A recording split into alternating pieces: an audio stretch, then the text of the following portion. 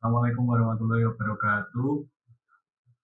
Kami dari kelompok PKN IF 7 akan mempresentasikan hasil dari kami.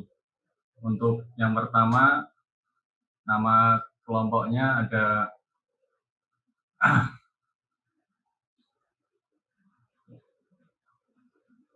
yang pertama ada Wahyu Nur Rahman dengan NIM 18112257, ada Gusti Rila Praja dan saya sendiri dengan NIM 18112273. Kami akan mempresentasikan tentang hak asasi manusia. Hak asasi manusia, menurut pengertiannya, adalah sebuah konsep hukum normatif yang menyatakan bahwa manusia memiliki hak yang melekat pada dirinya karena ia adalah seseorang manusia. Hak asasi manusia berlaku kapan saja, di mana saja, dan kepada siapa saja, sehingga sifatnya universal.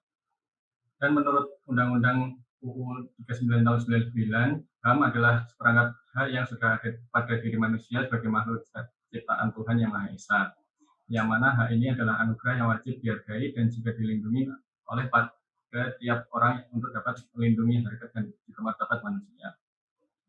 Untuk selanjutnya adalah sejarah HAM di Indonesia.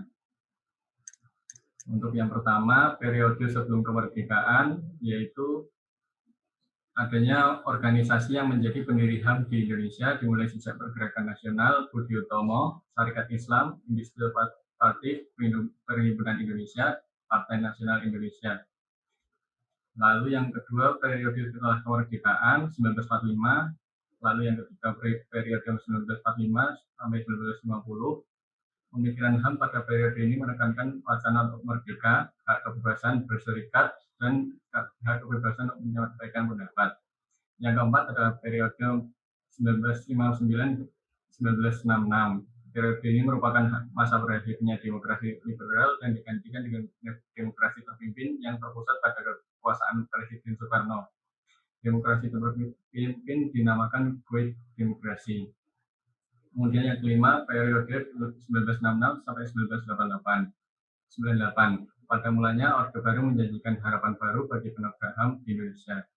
Janji-janji Orde Baru tentang HAM mengalami kemunduran pesat pada 1970-an hingga 1980-an. Untuk yang terakhir, periode pasca Orde Baru 1998 adalah era yang paling penting dalam sejarah perkembangan HAM karena pada masa pemerintahan Habibie, perhatian terhadap perkembangan HAM sangat pesat dengan lahirnya TAP MPR 1998.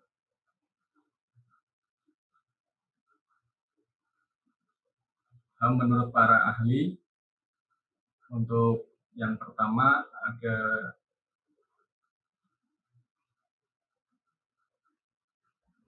pengertian menurut para ahli.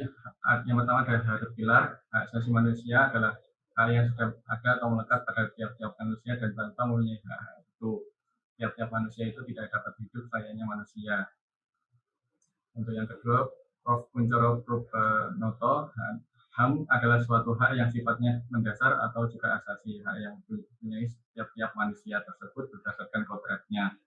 Yang ketiga adalah John Locke, hak asasi manusia adalah hak yang secara langsung diberikan Tuhan Yang Maha Esa pada tiap manusia sebagai hak yang kodrati. Oleh sebab itu tidak ada kekuatan dunia ini yang dapat mencabutnya. Untuk yang keempat, Peter R. Baer, HAM adalah hak dasar yang bersifat mutlak dan juga harus dipunyai pada tiap insan untuk perkembangan dirinya tersebut.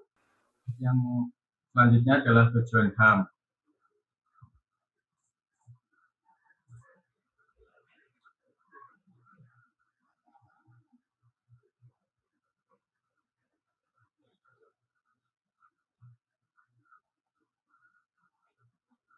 Untuk yang pertama adalah melindungi orang-orang dari kekerasan atau sewenang-wenang. Yang kedua, untuk mengembangkan rasa saling menghargai antar manusia. Yang ketiga, mendorong tindakan yang dimana dilandasi kesadaran atau tanggung jawab untuk menjamin bahwa hak-hak orang lain tidak dilanggar. Lalu selanjutnya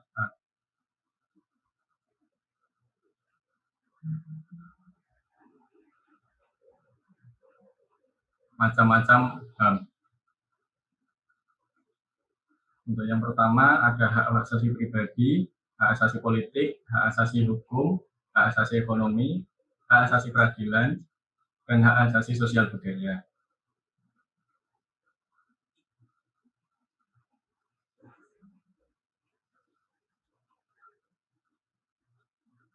Yang selanjutnya adalah sifat-sifat HAM.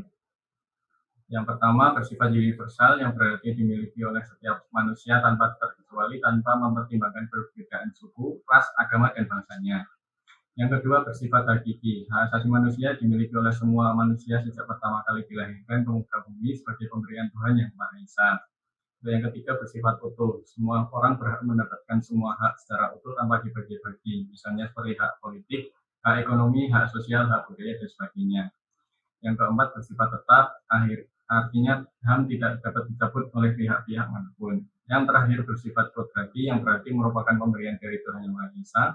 Tiap manusia yang lahir otomatis memiliki HAM sebagai anugerah dari Tuhan, sebagaimana kodrat manusia sebagai makhluk Tuhan.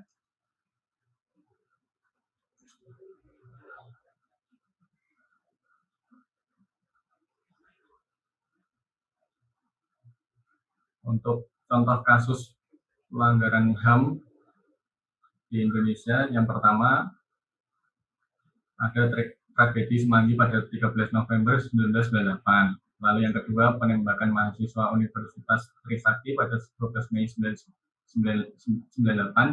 Untuk yang ketiga, tragedi Semanggi II yang terjadi pada 24 September 1999.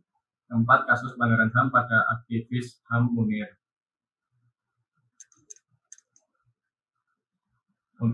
Sekian dari presentasi kami, kurang lebihnya kami mohon maaf. Assalamualaikum warahmatullahi wabarakatuh.